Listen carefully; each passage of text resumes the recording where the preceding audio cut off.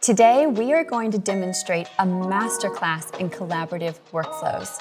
Myself and 2 other editors will recut and deliver a promo in under 45 minutes.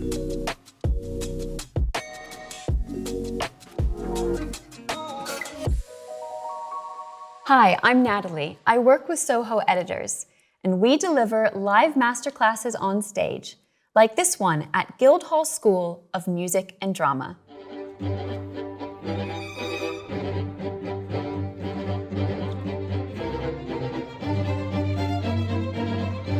It's amazing what can be done with modern tools in the realm of audio and video production. The content we're going to use today comes from a short film featuring Chase Armitage, a world-renowned free runner. It centers around him needing to get to an important event, a date. Hello, mate. Guess what? She said yes. You never make it on time. Yeah, not by myself, I won't. Come on, let's go.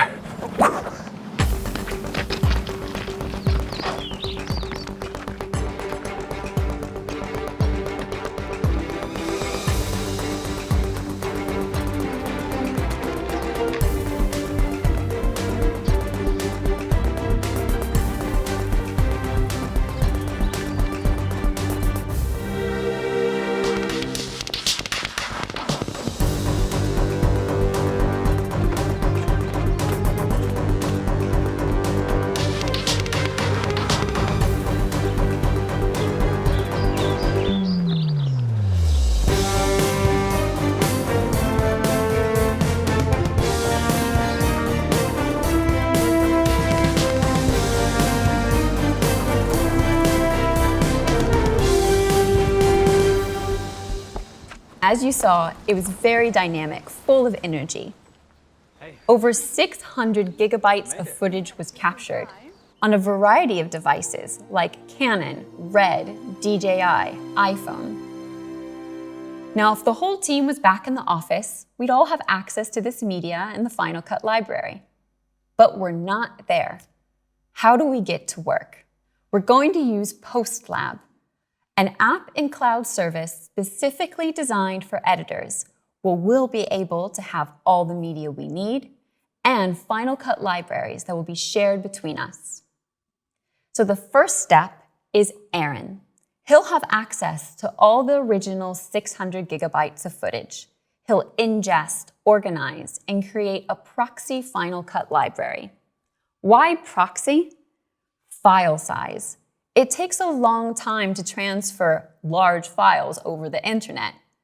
But proxies are smaller versions of your original media. This enables enhanced editing capabilities, and you don't have to wait for those large files to transfer. After his hard work, it'll come to me, where I have 3 jobs: create a long edit, shorten it down, and in that shortened edit, conform into a vertical video. Once that's done, it hands over to Leon. He'll apply motion graphics and a color grade. Then that same Final Cut library, with all of the work done, will be reviewed by Aaron one last time. He'll relink files to the original size, so when we produce the final exports, it will reflect full quality resolution. That is our workflow. Let's see how we achieve it.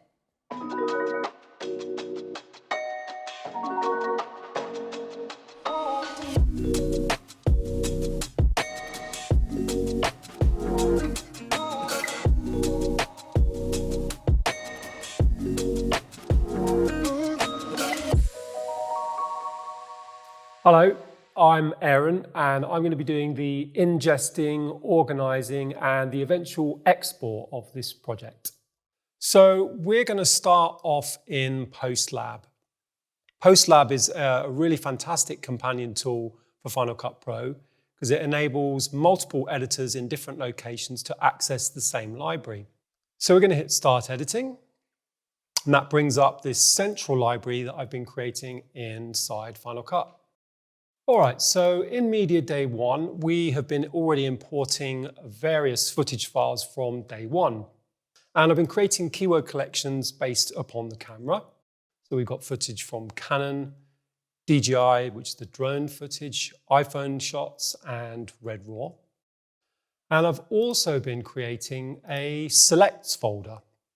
And this gives me an opportunity to describe what's actually happening in the shots. So for example, I've created a keyword collection here for establishing shots. Shots where we establish the characters that are in the film, namely Chase.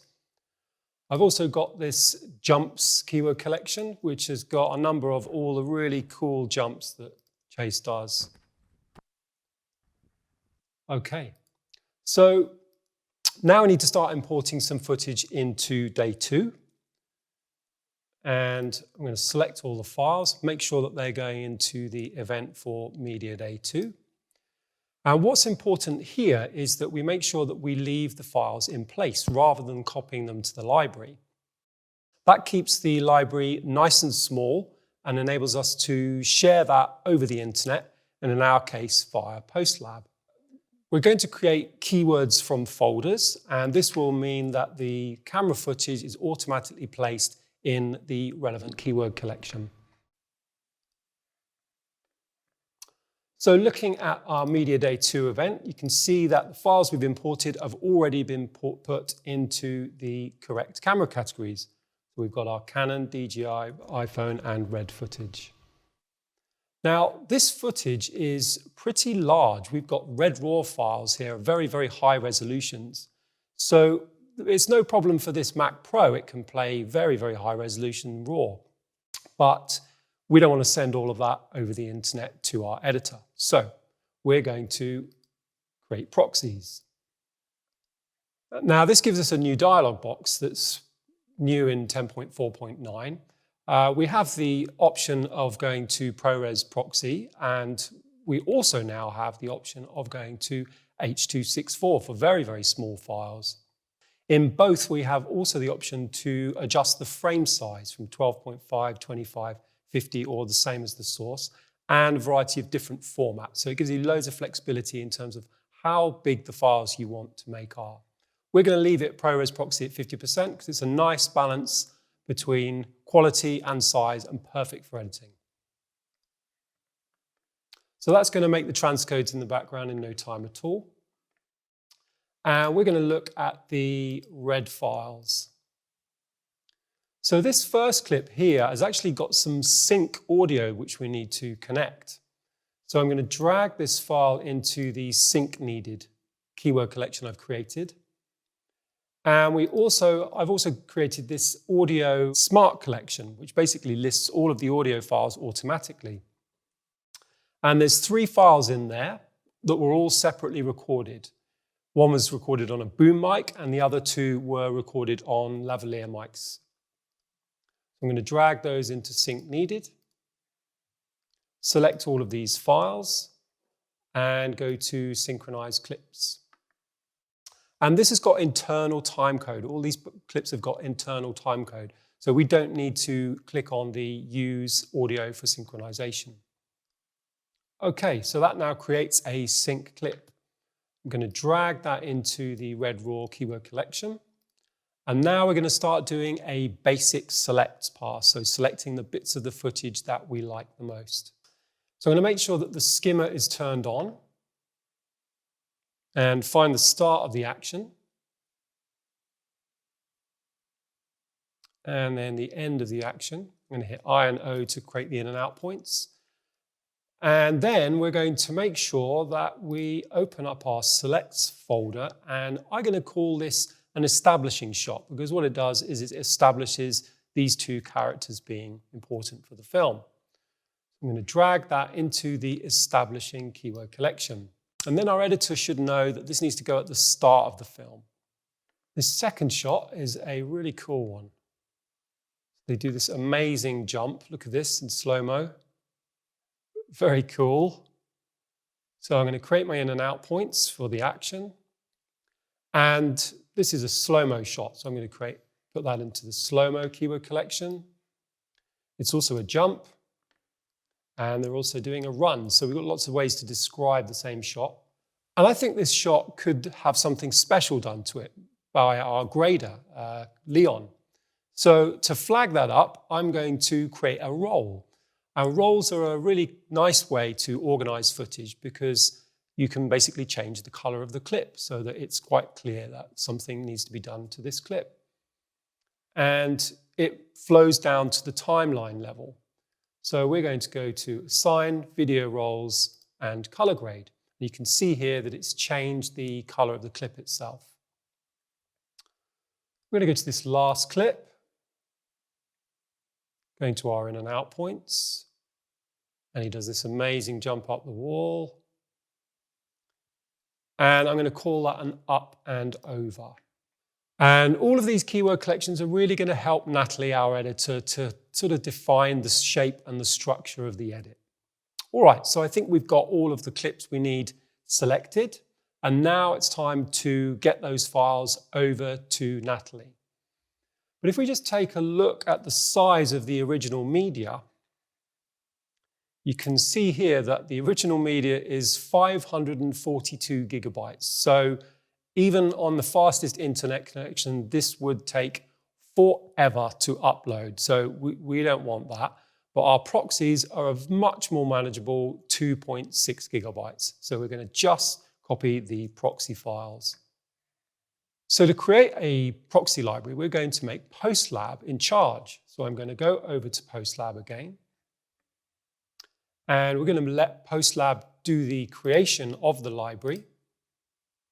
And the reason we do this is so that Postlab can track all of the changes that happen in the library. So we're going to call this Chase Proxy Library. We're going to leave the media location as shared. And this just takes one step of the process out for Natalie, because we're going to share all the media via Postlab Drive.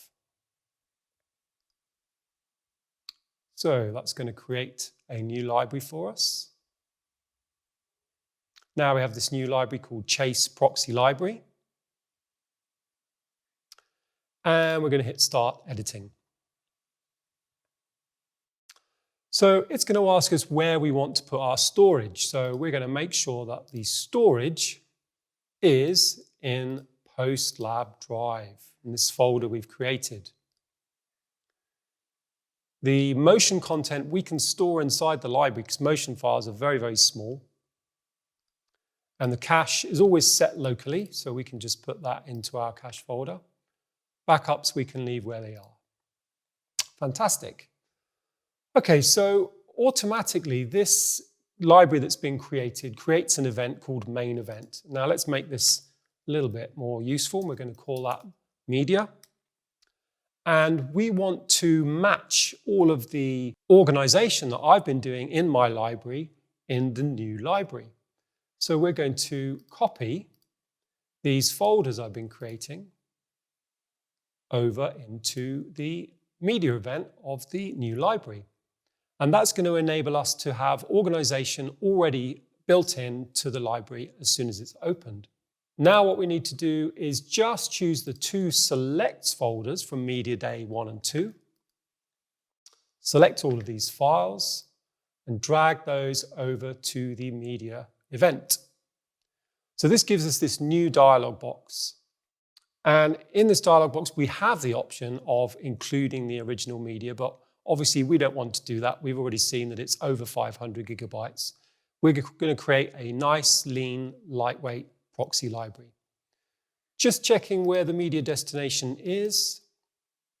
That's on the proxy on the Postlab Drive. And one other cool thing about this dialog box is that any original media that isn't able to be turned into a proxy file, such as an audio file or a still, is automatically also carried over into the new library. So it's a fantastic new feature of 10.4.9. I'm going to hit OK. I'm going to just for the moment close down our library. So now we have this new library with all of the selects, and everything is organized in exactly the same way as it was inside my library. Just to make Natalie's life just that little bit easier, I'm going to create another event called Project.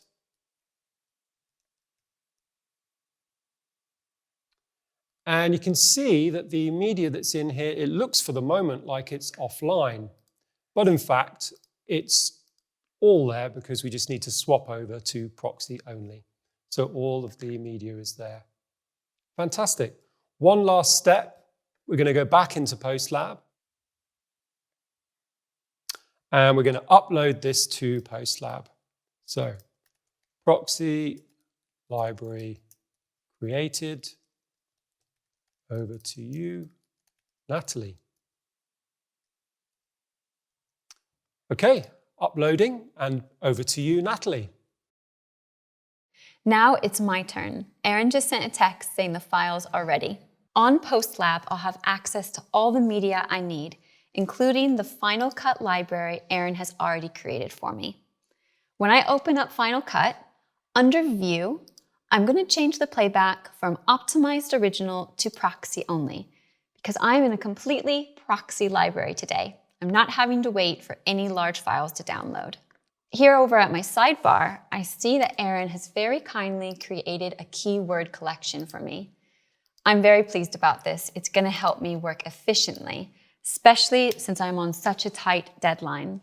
I need to create a long edit, a shortened version of that edit, and then conform the shortened edit into a vertical video. And all of these are going to be used for web and social. That's why in my project settings, I'm going to choose 1080 and 30 frames per second. Now I have my empty timeline, I can start editing. Let's look at our selects. Feels right to go into establishing first. There's a nice clip of Chase and his buddy before they start. Maybe we can get into some action with a nice jumping scene. But before I add too much, I want to incorporate music. In my photo and audio sidebar, I have access to all the songs on my computer's library, which is pretty cool. There's a track I already have in mind.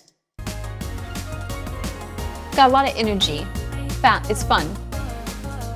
So when I bring it into our timeline, I'll increase my waves just a little bit so I can pay a bit more attention to them. And we'll listen through. I want to find some key points maybe at the beginning and in the middle that I can paste my edit to. Let's see. That was a nice change there. So I'll just scrub to find it where that beat changed. And I'm using markers today. This is gonna remind me where I want to cut to. And even while I'm cutting, I can even snap to it with my edit. Let's find this nice change in the melody here. See if there's anything good at the end of our song as well. Okay, that's a nice note. Maybe a good right there. Maybe a nice aerial shot to finish off the piece. Okay. Graphics are also going to be included in this video, so I need to make sure Leon knows where to place them. There'll definitely be one at the beginning. So let's go ahead and put a placeholder in, put our music to the front, and that first beat I found at the beginning, I'd like my first jump to hit there. You can see I can snap to it, which is nice. Now in this space, I'm going to use titles to make sure Leon knows exactly what needs to be said in his graphic. In this instance, it's Chase's name. Cool. As I watch through, I can see maybe I want to swap a couple of these shots around, like this aesthetic, this clip definitely matches the establishing shot better, so let's do that. But then as I play through, I can see they're jumping in the wrong direction, but that's okay. Open up Effects, Command 5, type in Flipped, and we can fix that. Let's see. Good. Back to our keyword selections. Let's continue with nice running. They're jumping all over the place, ups and overs. And now I have another slow motion clip here, actually the first one today. And this would be a good place for a lower third. So once again, let's put a title in here. And it will say Chase's motto, entertain and inspire. Nice. Add another selection. Come in. Okay. So here I have a slow motion clip, another one. Cool. Let's utilize Final Cut's retiming features. So I'm going to try to spot right when he lifts his foot up, maybe around there. Use my range tool, go in a couple frames, and retime slow, 25%. And this is cool. I now have handles. I can speed up the beginning if I want. I can speed up the end. And you know, for the fun of it, let's even just elongate that nice slow section. And we can play this back and see what it's like. Cool, I like that. Let's move on. Let's check out the final run keyword collection here. Bring this down. Okay, so I want my nice aerial shot to hit at that final beat, that final nice climatic note. So this shot looks a bit too long. Retime, Command R, I'm gonna drag in this handle, get my last jump to hit around there. Come back up to our selects under DJI and choose a nice aerial clip, maybe this. When I bring it down, I can see it's definitely too long, maybe a bit too slow. So let's speed it up, fast, 4 times, and we can shorten it too, just like that. And now that it's the final shot, I think it deserves a little fade. So let's open up transitions, Command 5 again, type in fade, pop that at the end. And one last graphic for Leon. Let's add that in too. So he knows once again what needs to be said. Armitage. Wonderful. I think this deserves a final watch through. Come on, let's go.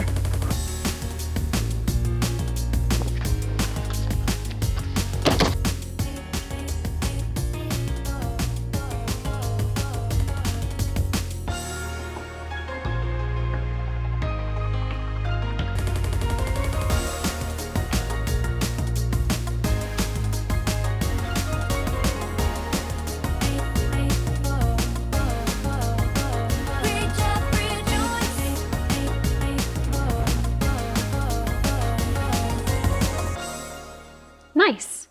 Okay, long edit done. Let's shorten it down.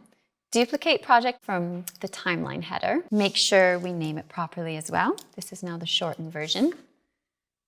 And let's bring it up.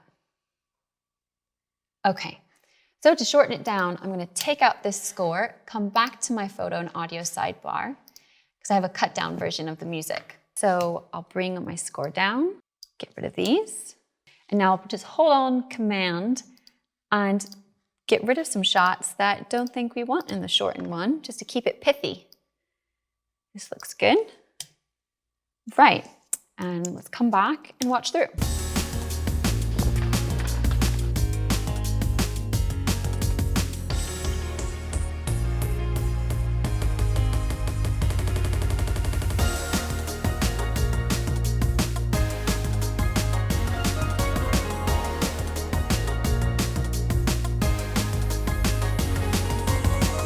Great.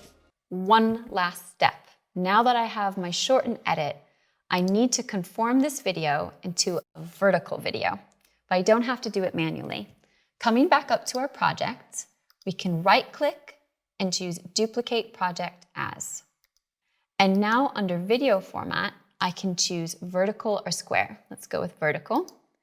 And 1080 by 1920. I have been in a 1920 by 1080 timeline, but I'm totally fine with changing to this resolution because I've been working mainly with 4.5K files. And now tick Smart Conform. Okay. So Final Cut will use machine learning to determine clip by clip where the dominant motion is and make the crop for me. Let's see how well it does it. Well, it did it fast. And as you can see, let's go into it here. It's worked really well. So maybe I have 15 clips in my timeline. If I had to reposition each and crop them, okay, maybe it wouldn't have taken me too long, but if I had a lot of these to do in one day, this is saving me a lot of time. And we can see how well it's done. If I open Transform, take this clip for example, the action is all the way here on the left, not even in the center of the frame. And Final Cut has been able to make the crop accurately. This is great. If I look at the next clip, There was multiple points of interest here, so it couldn't decide where to crop. That's fine. I opened my own transform tools, and now I can just put in a little keyframe, change the x-axis, find Chase, maybe pop to the end of the clip, make sure he's still there, and play it through again. So that only took me maybe a moment. Let's keep watching.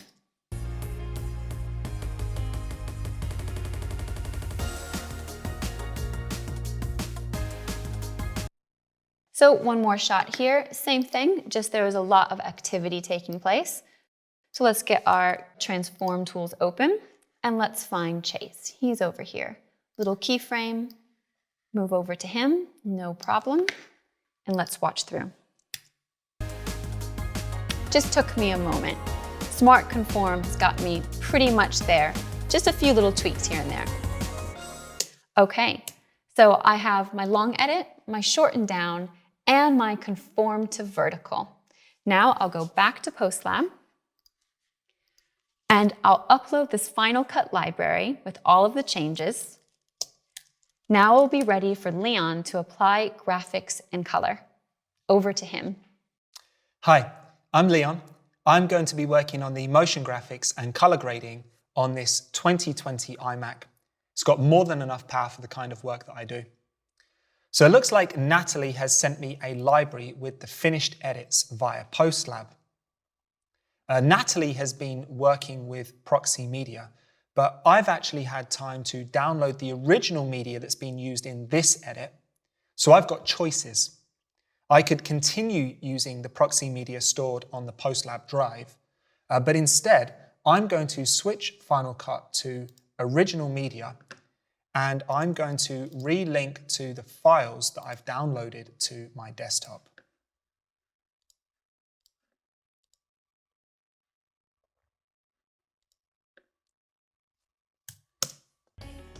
As a motion graphics artist or a colorist, it's really advantageous to have access to the edit and the original media. Well, fortunately for me, I've got both. It wasn't hard, it wasn't difficult. So changing media relinking libraries is absolutely no problem. Now, playing through the edit, it looks like Natalie has inserted placeholders to show me where the graphics need to go. I absolutely love this because there's no ambiguity. I'm not having to search through emails, match up time codes and try and work out where things need to go. All I need is the edit. So I'm going to be creating my motion graphics in Apple Motion because it integrates seamlessly with Final Cut and it's incredibly quick. I've already made a start on creating this opening logo animation. I'm going for something urban and grungy with this concrete wall in the background. A great feature of the latest release of Apple Motion is the ability to import 3D models. Well, I've been provided with a 3D model of Chase's logo. The problem is it's not in the correct file format for Apple Motion. Actually, though, that's not a problem. I'm going to convert it using Apple's Reality Converter utility. There's the logo. I'll export it in the correct format, which is a USDZ file. Back to Motion. I'll import the model. You'll see I can move it around, I can rotate it. I'm actually going to leave it dead center. I'll flip round to this side view. I'm going to pull the model off of the concrete wall in the background, and I'm going to scale it along its z-axis just to make it a little bit thicker. Now, I would like this logo to move. I want it to fly in from the camera. Now, I could do that by keyframing its position properties, but I'm not going to do that because that's going to take me too long. Instead, I'm going to use behaviors.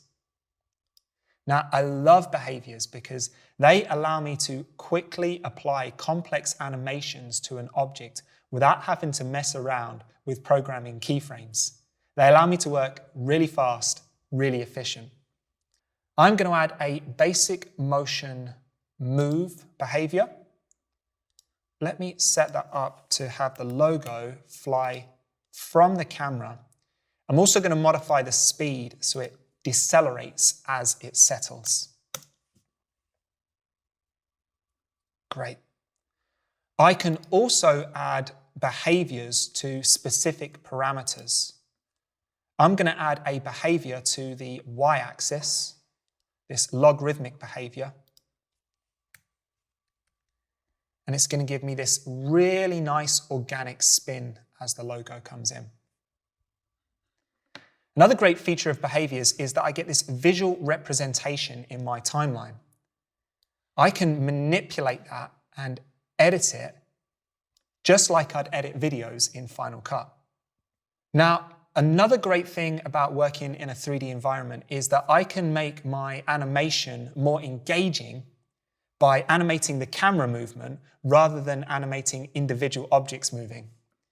So I'm going to enable some behaviors on the camera that I've already set up. I've got a sweep behavior that slides the camera in from the side. I've got another sweep behavior that rolls the camera. And a dolly behavior that pushes the camera in at the end. And if you've set up a behavior, you've customized it to do something you really like, well, you can save it as a favorite and reuse it later. Let me turn on this text layer. And I'm going to go to my favorites and I'm going to apply this behavior that I've already set up.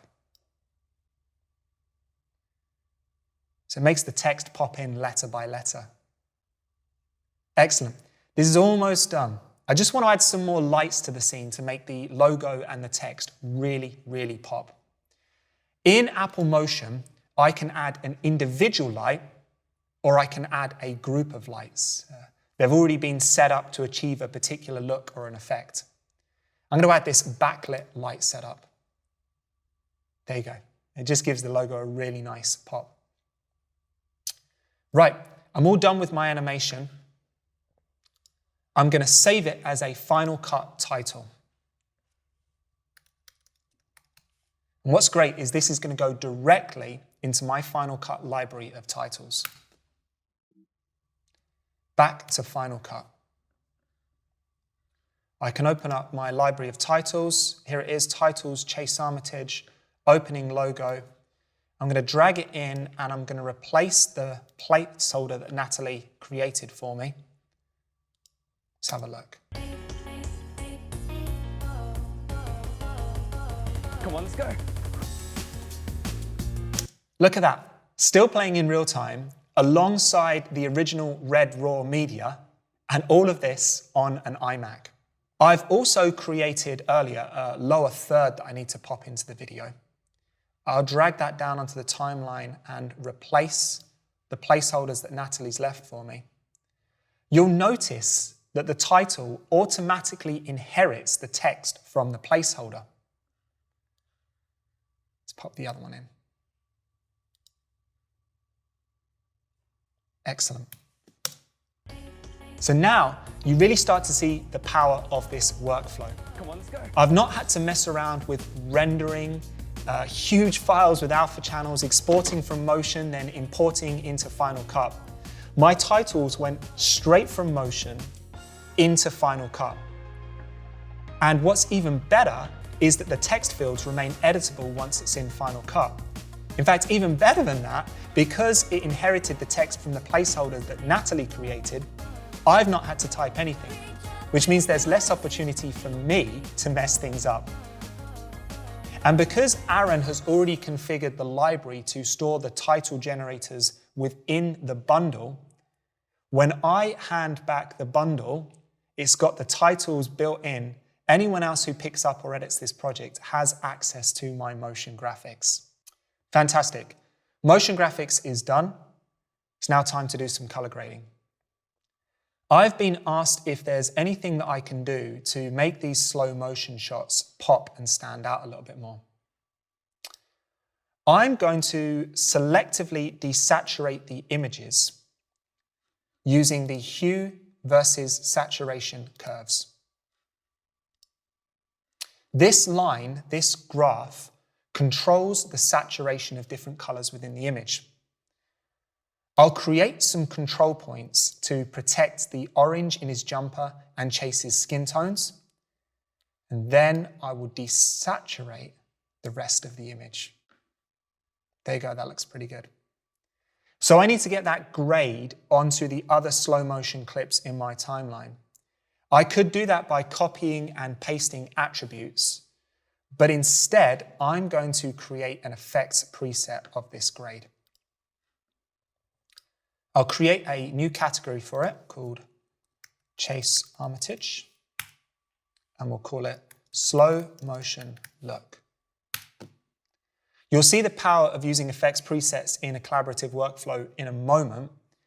For the time being, I'm just going to select the other slow motion clips that Aaron has kindly marked by giving them this orange video roll, and I'll apply that grade by double-clicking on the effects preset. Perfect.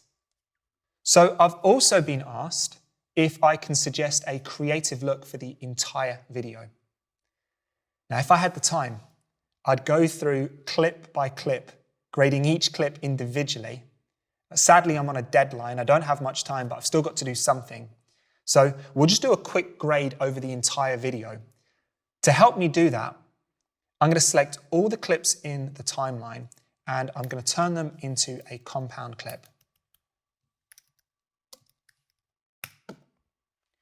Now I can color them as if they're just one video clip. Let's do a basic teal and orange color grade. I'll start by using a color mask to split my image into two. I'm trying to separate roughly the people from the background. I'm going to set up my hue qualifier.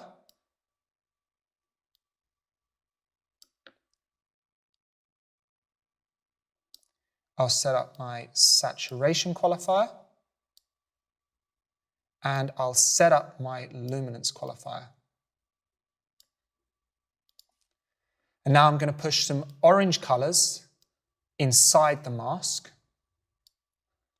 And outside of the mask, I'm going to push in some teal blue colors.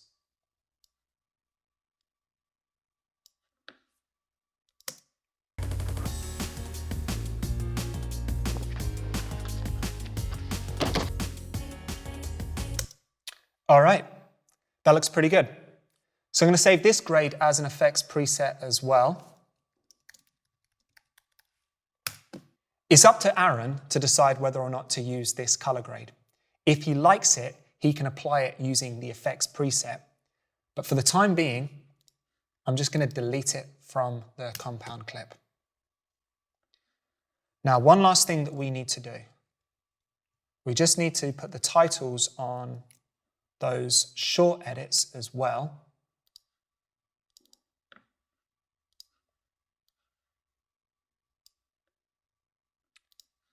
Again, you'll notice, look, I don't have to type the titles in because they're automatically inheriting the text from the placeholders that Natalie created.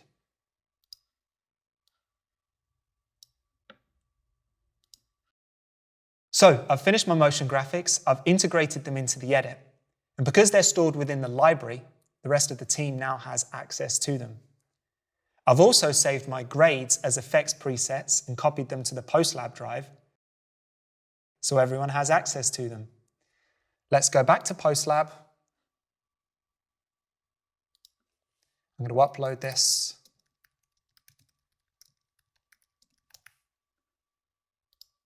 There you go. I'm done. Okay, so we've got the library back from Leon, and he's been applying motion graphics and a color grade across the whole thing. So let's see how he has got on. So first thing I'll need to do is to relink to the local high-res files.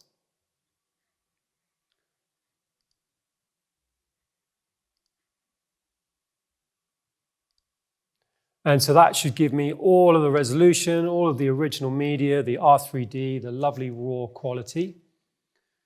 And now I'm going to have a little look in the projects, and we can see that there is 3 created project files for me. So there is the main version, the Chase 2020, and 2 short cut downs. One which has been created for phones, etc., for vertical. So let's have a look in the first one. And he's created all these lovely graphics, which are looking very nice. And the grade's looking pretty sweet. Oh, he's done a great job. Lovely. Ah, and this is the desaturated look. Okay, cool. He's done a lovely job. So all that's left for me to do on this is he sent me a effects preset to apply to the whole thing. So I've got this here. I'm just going to do a little scrub through. Oh, and it definitely gives it a nice extra bit of punchiness. So I'm going to just double click that, and now that's been applied to the whole thing. Looking great. So now I'm going to go into the 2 other projects and apply the same effects.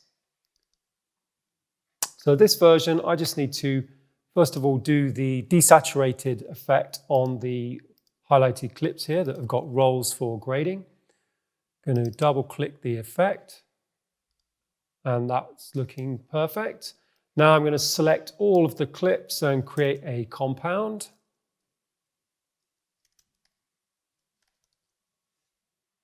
And apply the final grade look to that one as well. All done, lovely. And we're going to do the same thing to the vertical version.